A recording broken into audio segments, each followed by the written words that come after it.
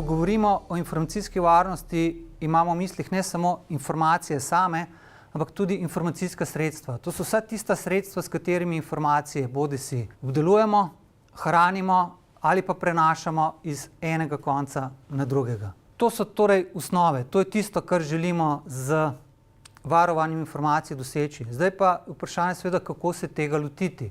Na razpolago imamo več različnih možnosti. Mednarodne predpise, standarde in vodila. Najbolj znan, najbolj v svetu prepoznaven model za upravljanje informacijske varnosti pa so standardi družine ISO 27000 oziroma konkretno najbolj izpostavljen, najbolj znan med njimi je standard ISO IEC 27001.